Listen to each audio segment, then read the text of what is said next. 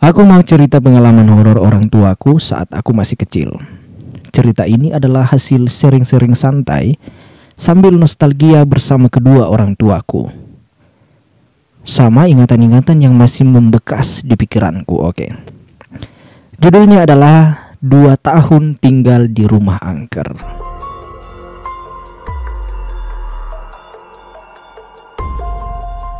Semenjak orang tuaku menikah, mereka bekerja dan tinggal merantau dari kampung halaman. Otomatis kedua orang tuaku sejak awal menikah sudah langsung mandiri.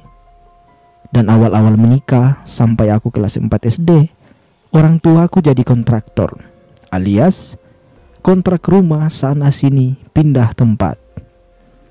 Udahlah persis kucing kalau aku ingat. Setahun, 2 tahun pindah rumah dan udah ngerasain tinggal di berbagai lingkungan. Kejadiannya adalah sekitar tahun 1996. Suatu hari, seperti biasa, mamahku mau pindahan dan mulai cari rumah kontrakan. Dulu ada bakul telur keliling, terus merekomendasikan rumah kontrakan murah ke mamahku. Beberapa hari kemudian ortuku langsung ke sana ngecek rumahnya. Rumahnya besar, lebih besar ukurannya dari rumah-rumah yang pernah dikontrak mamaku. Dan biaya kontrakannya, kata mamaku, murah banget.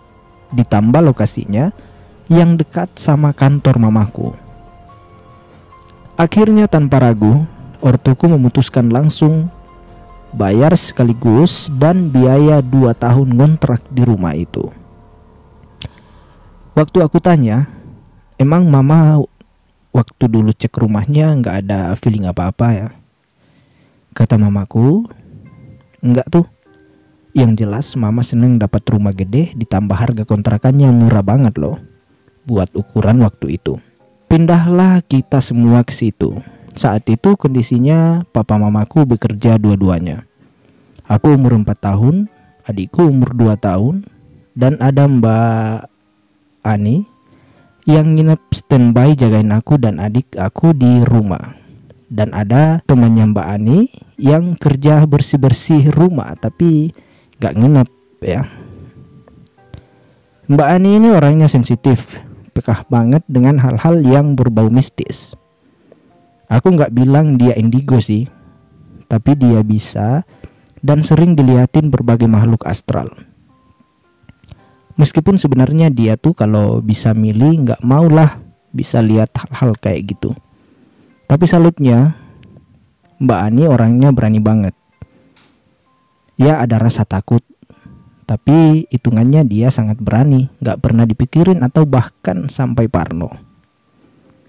Kebetulan aku sama Mbak Ani masih kontakan sampai sekarang ya, meskipun Mbak Ani udah nggak kerja lagi di rumahku.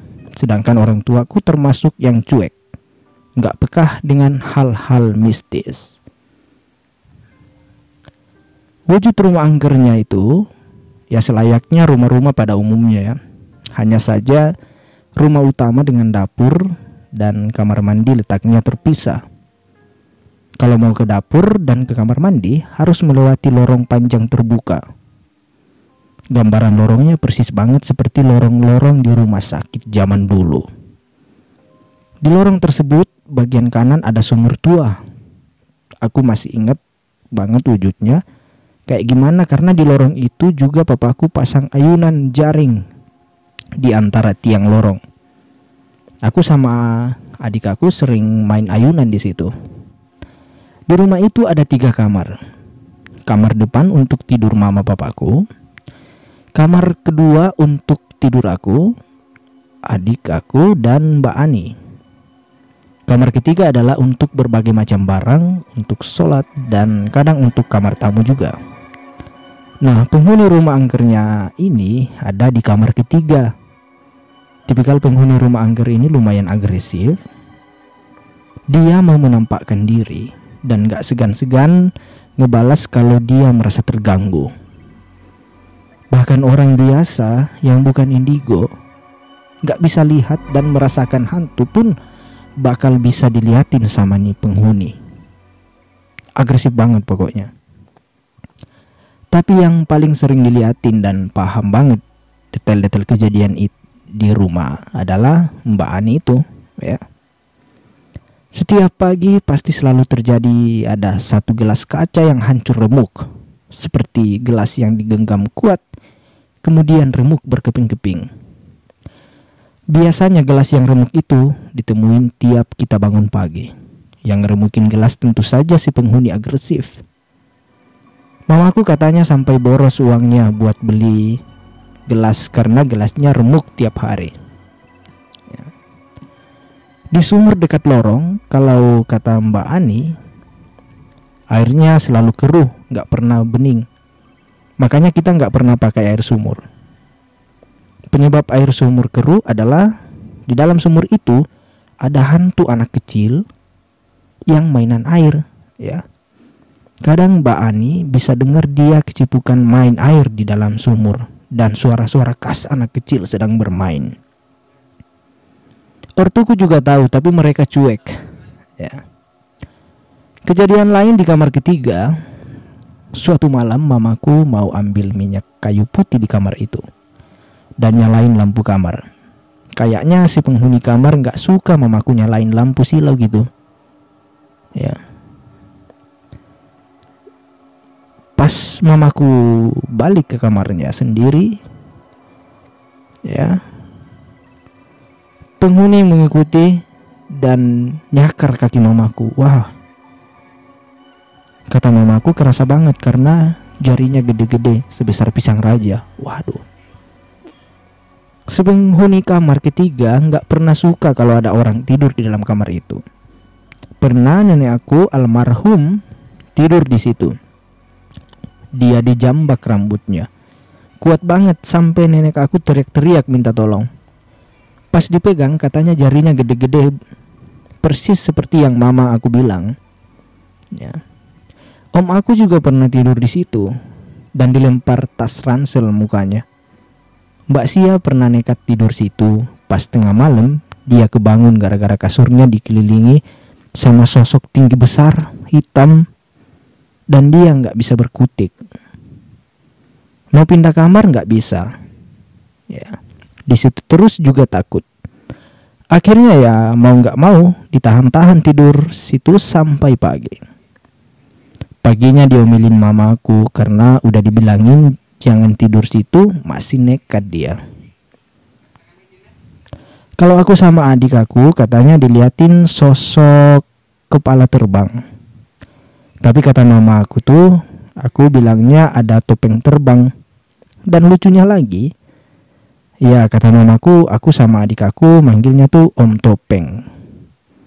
Jadi kita bilang sama mama itu ada Om Topeng dekat lampu. Emang mama nggak lihat? Dan mamaku emang nggak lihat apa-apa. Dan kita tuh nggak ada takut-takutnya gitu. Tiap menjelang maghrib biasanya sosok Om Topeng ini suka menampakkan diri, ya. Dan yang bisa lihat cuma aku sama adik aku. Terus kita suka ngomong Om Topeng dateng, Om Topeng dateng, dengan polosnya, ya. Ngakak banget sih aku dengar ceritanya.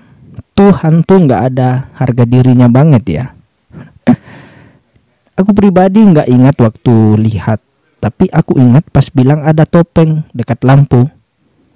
Selain itu, lebih ingat ke momen-momen dan suasana angker di rumah itu. Namanya juga anak kecil, ya. Dulu masih belum paham banget kalau itu rumah angker, ya. Usut punya usut, kata mamaku, kenapa awal mula rumah itu bisa angker adalah dulunya pembantu sepemilik rumah itu buang sampah di sungai sebelah rumah. Penghuni sungainya ngamuk. Sampah yang dia buang ke sungai dibalikin lagi katanya ke rumah. Dan setelah itu si penghuni sungai sebelah rumah malah jadi pindah ke kamar ketiga di rumah itu. Emang benar ya, di mana-mana kita tuh nggak boleh sembarangan bertingkah, harus sopan dan menghargai. Buang sampah ya harus pada tempatnya, jangan buang sembarangan. Ya, sebenarnya masih banyak lagi cerita-cerita menarik di rumah angker ini, tapi bakalan kepanjangan kalau diceritain semua. Sampai sekarang rumah angkernya masih ada dan udah ditempatin sama yang punya rumah. Tapi nggak tahu ya, apakah masih angker atau enggak. Oke, sekian cerita malam ini ya, di video ini. Semoga cerita ini bisa menghibur teman-teman, khususnya sahabat Trimono Group. Dan bagi sahabat-sahabat Trimono Group, sahabat-sahabat pendengar yang belum subscribe channel ini, silahkan di subscribe ya, agar saya semakin semangat untuk membuat video-video cerita horor selanjutnya. Oke ya. Jadi saya ucapkan terima kasih kepada sahabat pendengar yang berkenan mendengar video ini dari awal sampai akhir, dan sampai jumpa di video-video selanjutnya. Terima kasih.